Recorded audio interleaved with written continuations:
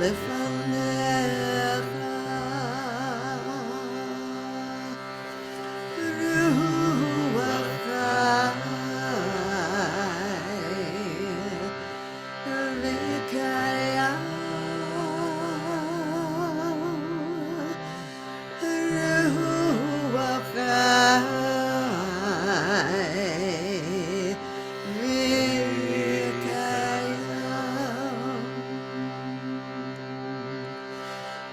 שחזרת בי נשמתי בחמלה רבה אמונתך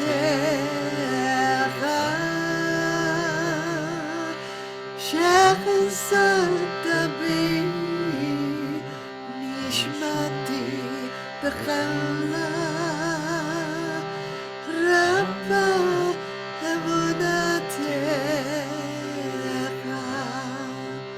So good to see everybody.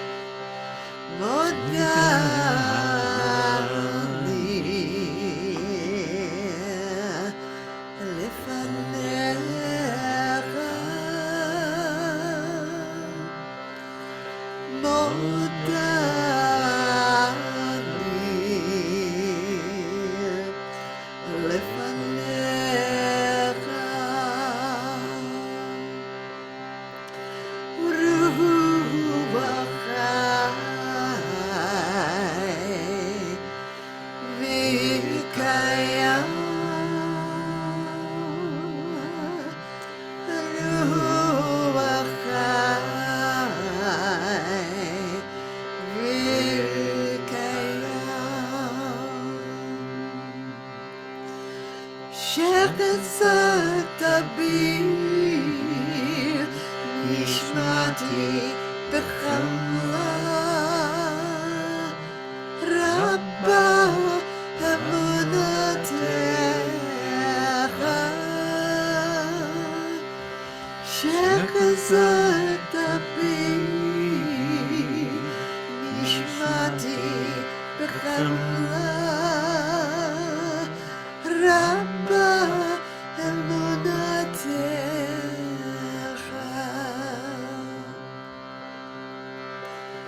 מודה אני לפניך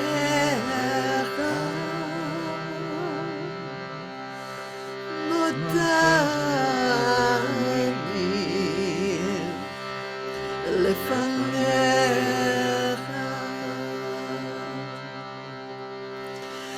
רוח חי וקיים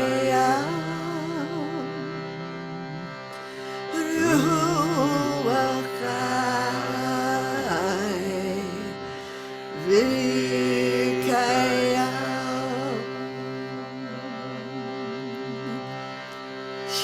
שחזרת בי נשמתי בחמלה רבה אמונתך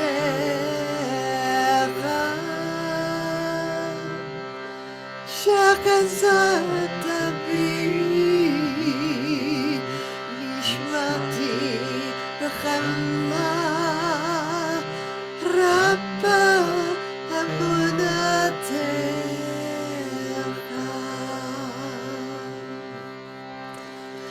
מודה אני לפניך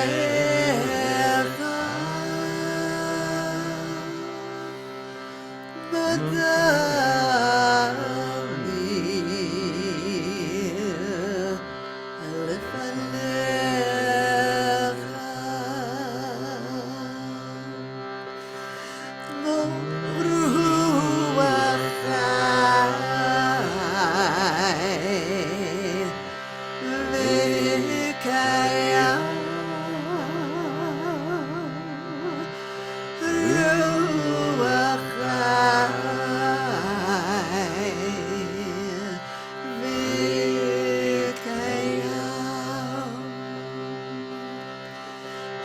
שחזרת בי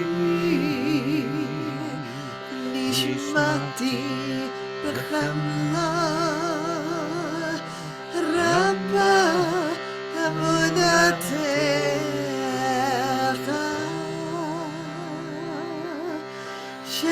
שחזרת בי נשמתי בחמלה רבה אמונתך. Let's do that once more. מודה לי לפניך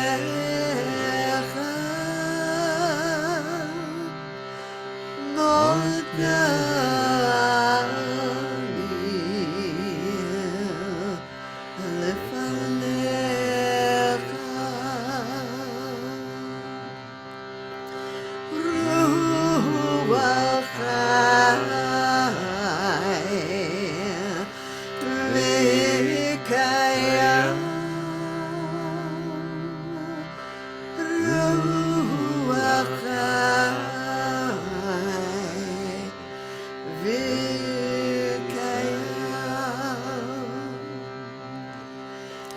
שחזרת בי נשמתי בחמלה רבה אמונתך שחזרת בי נשמתי בחמלה רבה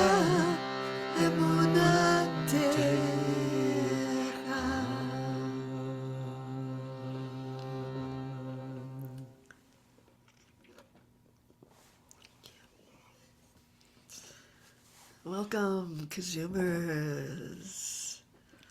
Hey, everybody. So good to see your faces. Yeah, it really is. And you might want to just take a look around the KZOOM room and connect yourself up to everybody who's here. And From all over the world. all over. Johnny in Australia. And from me, I'm so glad you're here. I don't see your face, but I'm so glad you're here. Feel your presence. Oh, there you are. There you are. Hey. Good, good. It was hard, like, falling in love with all the people on retreat and then, wanting to see them again. Yeah. So,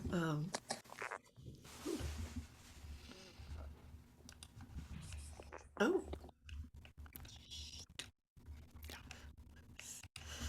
So this, the theme for this KZOOM has to do with opening to the mystery. And I just want to say that being able to do this practice with you right now is really important because Such a blessing. we've been rushing around a bit. Rushing around is not conducive to opening to the mystery because we are making this transition to going out to San Diego for a couple months and also traveling and teaching at Kripalu next week, and so it's just sort of like, sort of unpacking everything into our car that could possibly fit. So it's been a little bit stressful, and so to take this kind of, to sit back and to say, oh, we need to like step into the larger world, larger reality. Because we've been kind of like in the, sort of like lost in the details of things. But we've been so supportive of each other, reminding each other, just take a breath. Take a breath, take a break. Take a break. So this idea of like turning towards the mystery feels like central to my spiritual path. And it means really taking a big risk of turning away from everything that I know or think I know, and turning towards what I don't know yet, what might be coming, and turning towards possibility in a way that is without kind of a preconception, without a particular expectation, but with expectancy and with a willingness to be surprised, and with a resolve that whatever comes my way, I want to use it to wake up. I want to use whatever it is. But that place of mystery just is a kind of like a stance towards life that says, I don't know it all, and I'm open to, how this mystery might unfold. I have this quote from Jacobus Johannes Liu, who says, the mystery of life is not a problem to be solved, but a reality to be experienced. Not a problem to be solved, but a reality to be experienced. And so how do we live in the mystery? How do we live in the not knowing? And how do we open to what is coming rather than resist it? And how do we live with a question rather than kind of like grabbing for the answer all the time? And so the practice that we're going to do is a question, and it says, Zot Olah min-hamidbar. So who is that rising? Who is that rising from the wilderness, from the place of the unknown? What is it? Who is it? And there's a little kind of clue here in Kabbalah.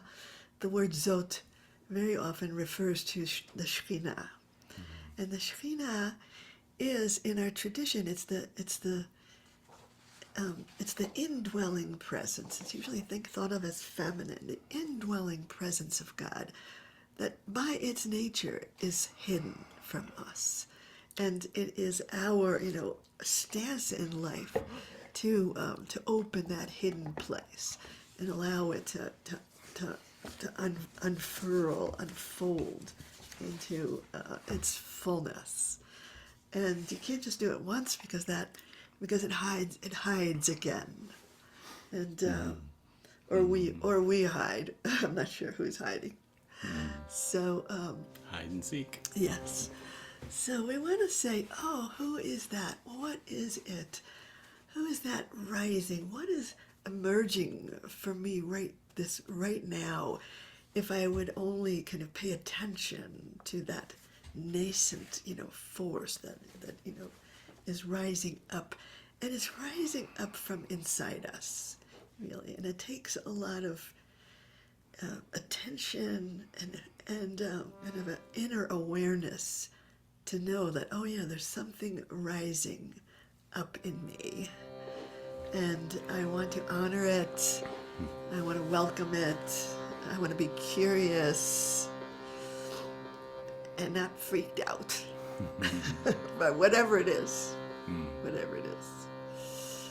So let's see if we can kind of look towards that wilderness and live with the questions. Zot Olah min-hamidbar, min-hamidbar, min-hamidbar. Zot Olah min-hamidbar, min-hamidbar, min-hamidbar. Min-hamidbar,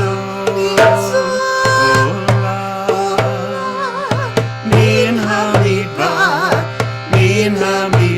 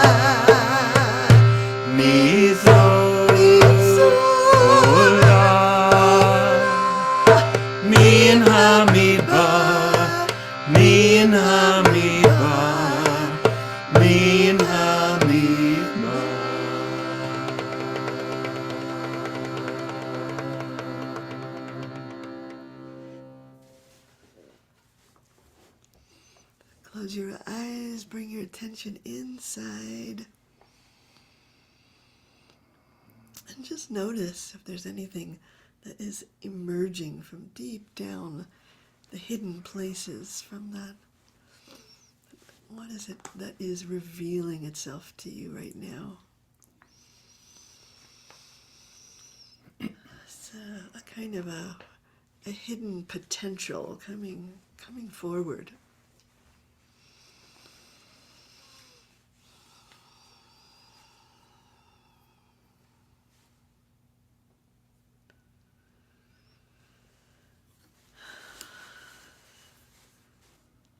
So we need that wildness. We need that wildness. Henry David Thoreau says, we need the tonic of wildness. At the same time that we are earnest to explore and learn all things, we require that all things be mysterious and unexplorable. The land and sea be indefinitely wild, unsurveyed, and unfathomed by us because we are unfathomable. We can never have enough of that wild. But in order to open to the wild, we have to have a certain kind of, I think of it as a comfort with discomfort. You know, when I'm teaching a retreat, I sort of say like, oh, I want everybody to feel comfortable enough to explore what's uncomfortable. You know, to sort of like work on that edge, really, because there's something that's holding us all and sending us, you know, to that edge, and which is an uncomfortable place, right? Mm-hmm. And usually. so, you know, in the, this work of Dr. David Schnarch, who wrote the book Passionate Marriage, he talks about differentiation as being the key to a healthy, passionate relationship. And there are these points of differentiation, and the one of the points of differentiation is being able to tolerate discomfort for growth. That if you can't tolerate that discomfort, when a relationship is growing, there will be discomfort. But if you can't tolerate it, you kind of regress to that previous level of differentiation.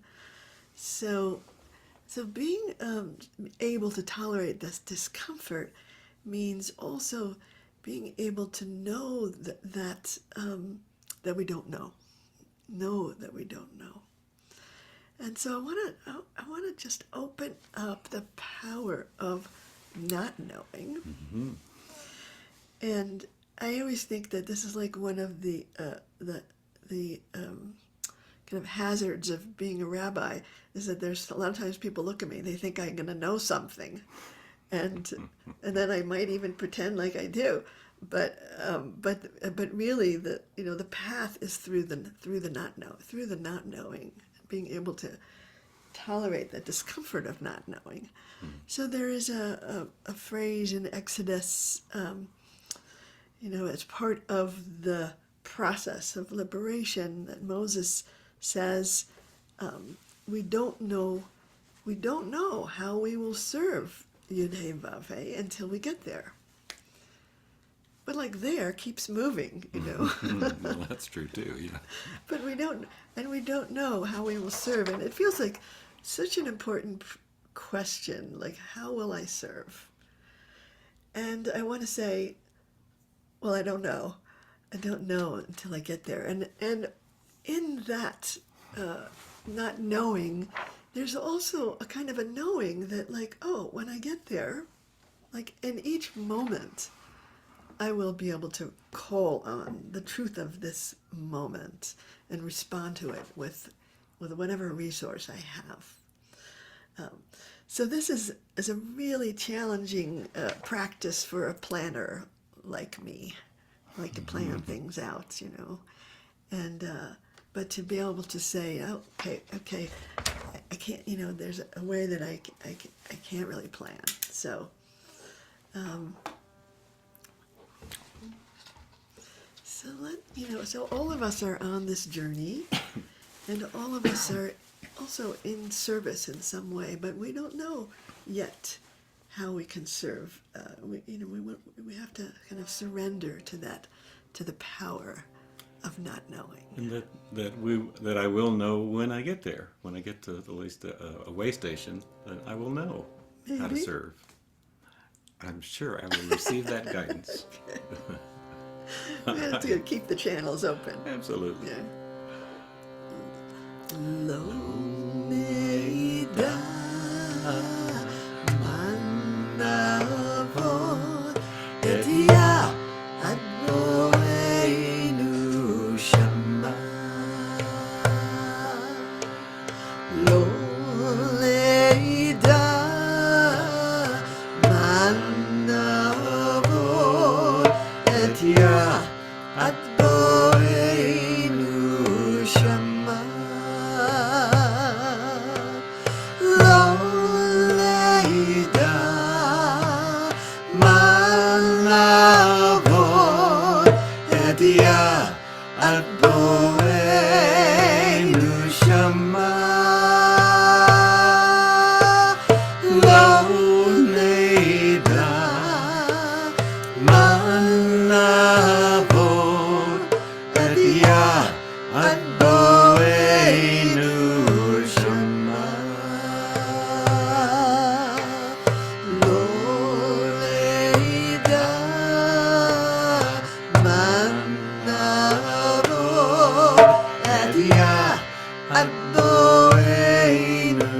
shama. Lo-nayda,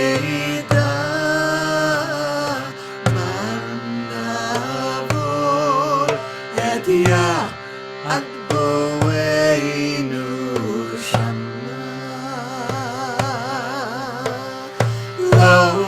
Lo-nayda, mah-na'avod, et-Yah, shama.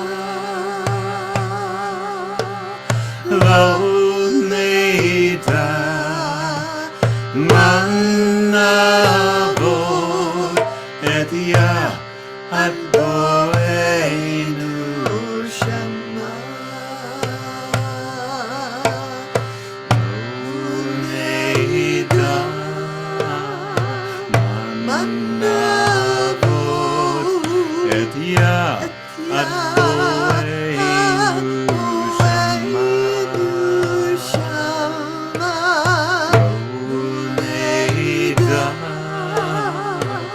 Lo-nayda, mah-na'avod, et-Yah,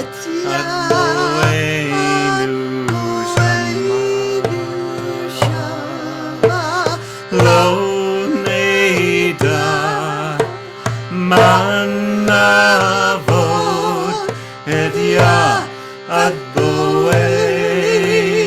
shama. Lo-nayda, mah-na'avod, et-Yah, shama.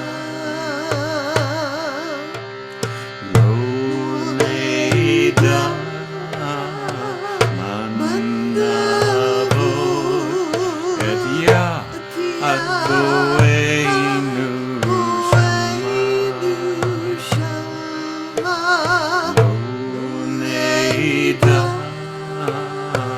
mah-na'avod, et-Yah,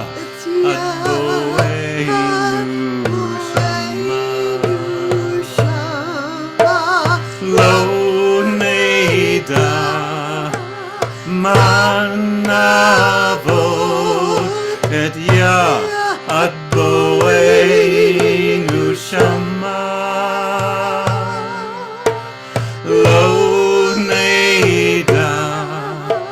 mah-na'avod, et-Yah,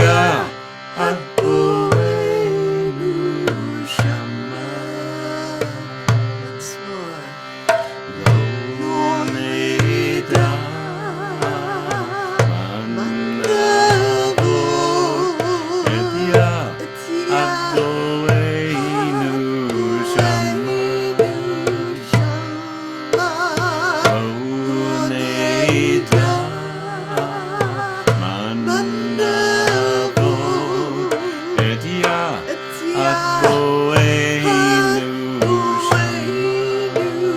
shama. Lo-nayda mah-na'avod et-Yah shama. Lo-nayda mah-na'avod et-Yah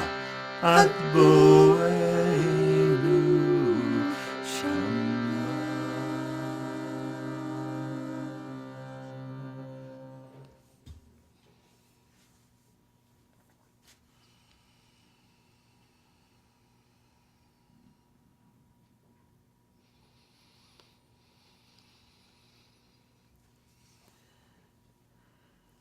So in the not knowing, what's important is that inside we keep on saying, Hineni, here I am.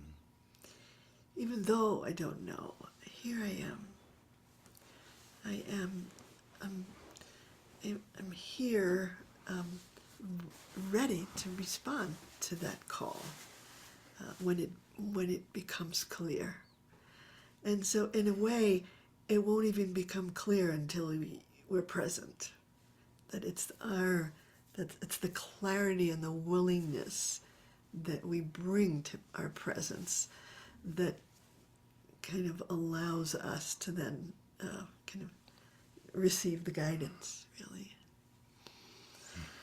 And I think that there's one other prerequisite for that quality of presence, which is a sense that that mystery is ultimately benevolent.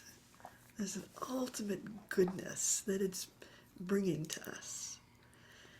And I think if we didn't kind of feel that deep, deep down, we would always pull back. We would always pull away from the mystery. But we move towards that mystery because there's a sense that there's a blessing there that's hidden, that wants to be given, that wants to be revealed. And I guess that's kind of something to cultivate as well, that kind of that basic ultimate trust in the unfolding of our lives. So I'll just say that Albert Einstein, who I love to quote, says the most beautiful experience we can have is the mysterious. It is the fundamental emotion that stands at the cradle of true art and true science. The fundamental emotion that stands at the cradle of true art and true science. And it's interesting that he's calling it an emotion. The sense of the mysterious that is calling us, that is moving us. So I want to do a practice that I call standing before the mystery. Standing before the mystery. And it comes really interestingly from some architects in the 50s. Do tell. Yes. Some architects, sort of like in the 50s, there were a lot of synagogues being built in America somehow. There was a baby boom, and a lot of synagogues were being built, and the architects were making some decisions about what the ark in the sanctuary should look like, and somehow they kind of like settled on this line, and then ended up written across the ark in a lot of different synagogues, and it is adapted from the Talmud, from Brachot 28b, and interestingly, the place where it's taken from is in the plural, but the architects decided they wanted to say it in the singular. They wanted to give a message to each congregant singularly, you know, and the message was know before whom you stand. Know before whom you stand. And somehow when I was young, I took this as a kind of a quality of like this kind of like, you better shut up. You better stop schmoozing. You better pay attention. You better like find where we are in the sitter. But it was like it had some punitive kind of a feeling to it, like, and now it has this whole other feeling of like, oh, know before whom you stand. It's like there is this mystery, and behind that mystery is this presence that wants to give you such enormous blessing. If only you would pay attention and open and become receptive to that blessing. So the tone of voice of like, no, don't you know before whom you stand? Don't you know what a miracle this moment is? Don't you know, that that God is pouring out God's goodness to you in forms you don't even understand. So I started to sing this in that way, like to channel that message. And when I'm chanting, there's always one part of me that's chanting to another part of me. The part of me that knows is chanting to the part of me that doesn't have a clue. And in this case, the part of me that knows that essential goodness of life is chanting to the part of me that might be a little scared. And so it really matters what tone you bring to it, what tone of voice that you chant with.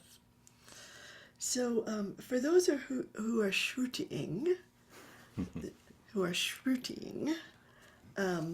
this is an F sharp and a B.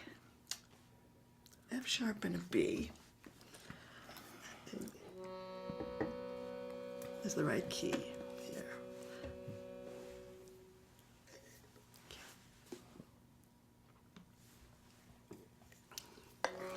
So let's see if we can hear this message. And the message is that there is this mystery all the time, and we're usually too kind of busy and frantic to notice it. But when we slow down, when we stop, when we open, when we trust that mystery to unfold, we will we will enter through the door of awe. Really. Yeah, that's the word. So let's try this practice. Lifnay, atah, omayd, Lifnay, atah, omayd, Lifnay,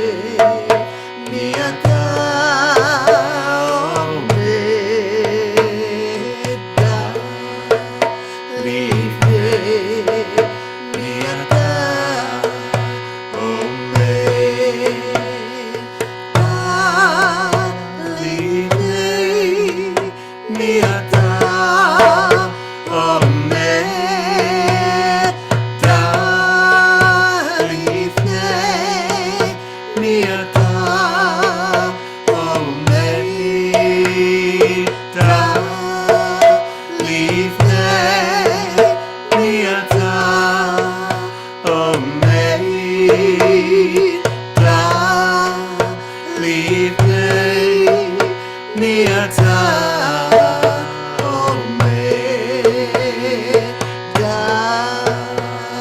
לפני, מי אתה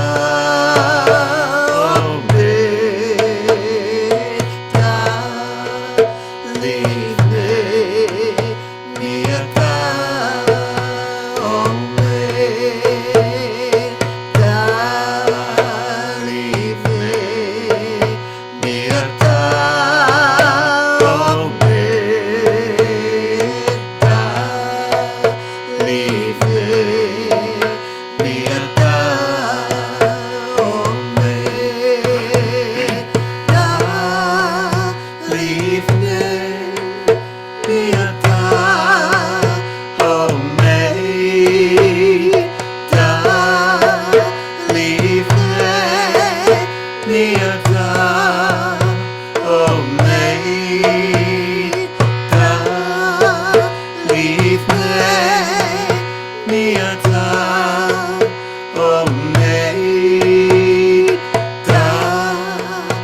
לפני, מי אתה עומד,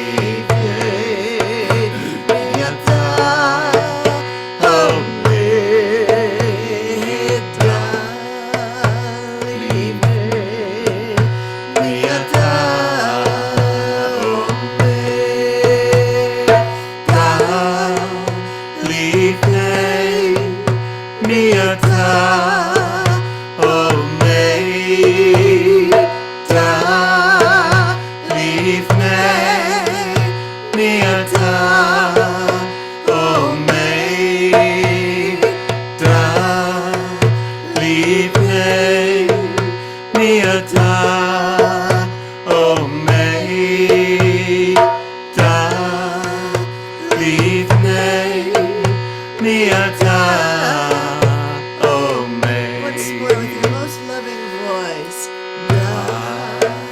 Lifnay, mi-atah, omayd.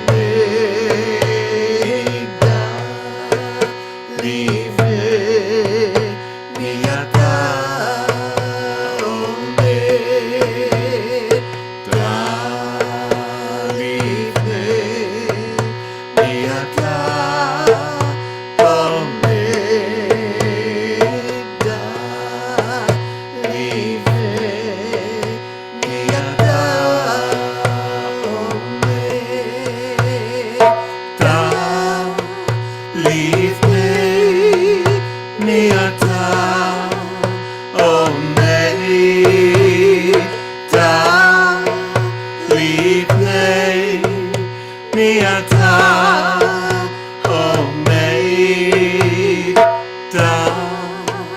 Lifnay, mi-atah, omayd. Lifnay, mi-atah,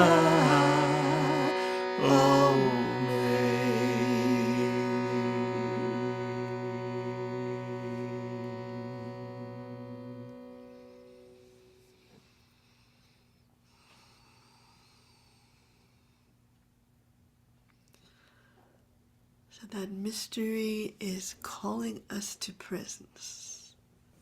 It's calling us back.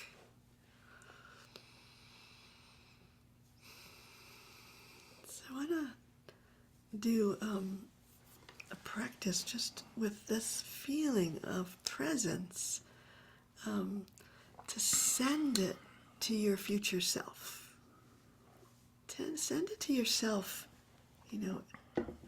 in the future, at a moment when you are distracted, rushing around. I know I'm going to need it. That moment in the future. That moment you will need it. I really need it. And so imagine you in the future now, and send it to that future self.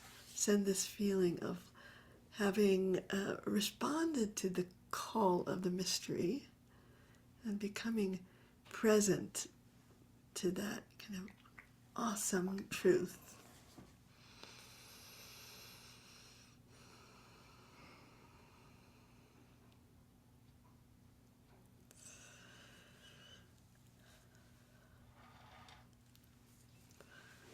And so sometime in the future, you will suddenly wake up Get a moment of grace. and say, "Oh, my past self was so smart. Oh, thank you.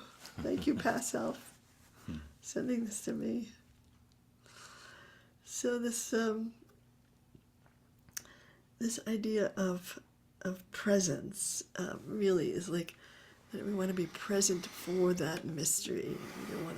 We want to pull away from the unknown. We want to step in and sense that we have support to do that. Because it's sort of like you can do anything if you're doing it with support. And I always like to sort of think about, we have this practice community that has, we're supporting each other on our journeys. So that presence is that prerequisite to receiving the mystery. And the last practice that I want to do with you is a Shehechiyanu practice. And the Shehechiyanu prayer is a prayer that celebrates this moment and recognizes the journey it took for us to get to this moment, and that this is the culmination of our whole lives, this moment, and it is, what I call grace unfolding, the grace of, this flow from God that is unfolding as as this moment. Philo says that the true name of eternity is today. And he's just pointing to this moment as being the doorway to the infinite. And it's a great phrase, the doorway to the infinite. This guy once wrote me an email, from someplace, and I started a conversation with him on the email, and I said to him, well, how did you find me? And he said, well, I Googled doorway to the infinite. your name came up. You never know. You just never know. And I was like, what kind of person Googles doorway to the infinite? But it was the kind of person we'd like to connect with. Yes, yeah. That's pretty fun. That's funny. So this moment is the doorway to the infinite. Yeah. And Shehechiyanu is the prayer that when we kind of wake up and realize, like, oh, it's now, it's happening now, and blessing that awareness that we've lived our whole lives so that we can make it to this moment, that we have been sustained, and that there's a sense of arrival, and that's the kind of paradox of my life, is that I'm on this arduous journey, and at the same time, each moment I've already arrived. So that sense of arrival, that I want to kind of permeate my being with that sense of arrival.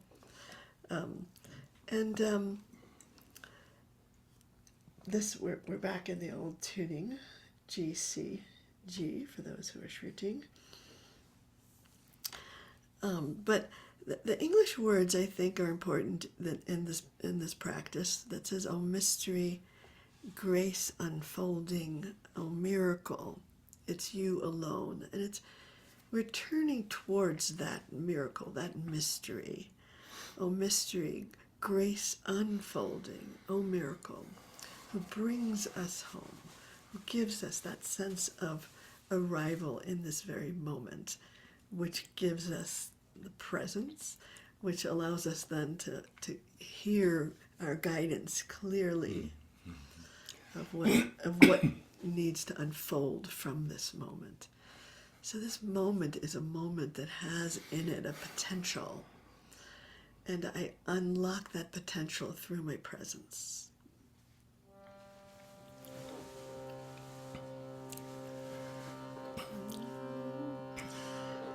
Shehechiyanu,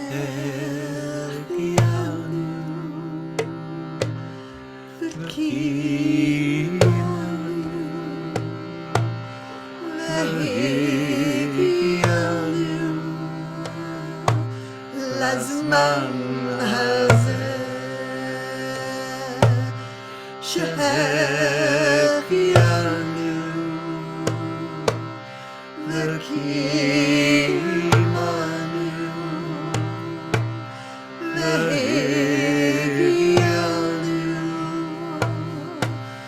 lazman haZeh.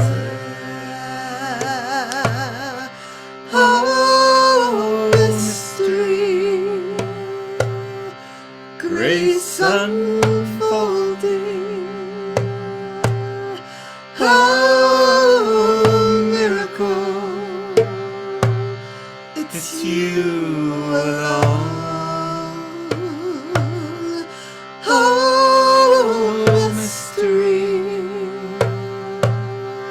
Grace unfolding,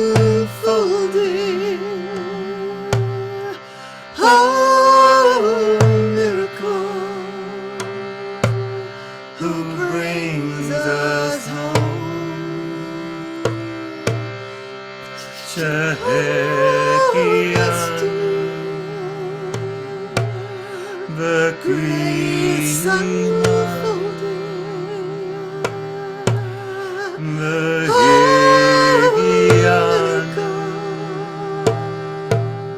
lazman haZeh, Shehechiyanu,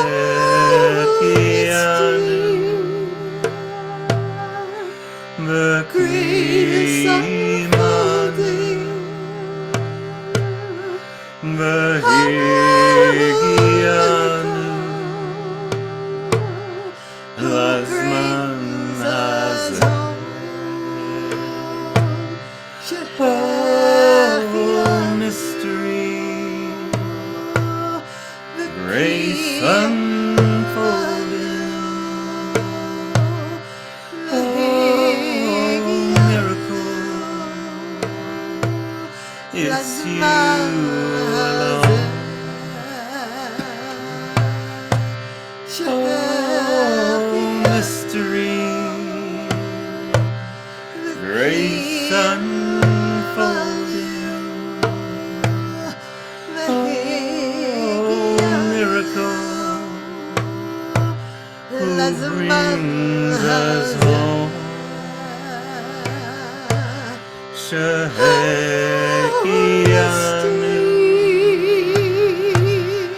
the kima, the Shehechiyanu, lazman haZeh. Shehechiyanu,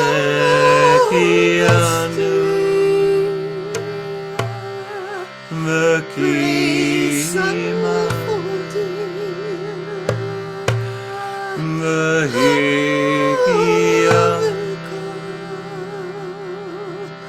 lazman haZeh.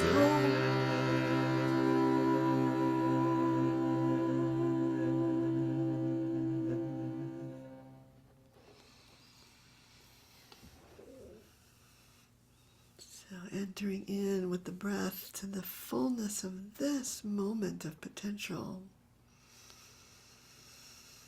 Feeling that your whole life has brought you here.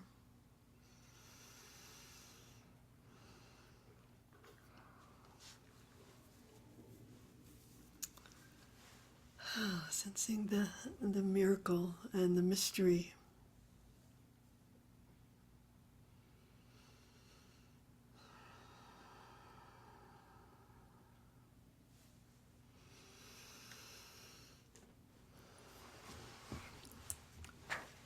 So I want to invite you to open your eyes and look around at the miracle of this KZOOM room. Holy community.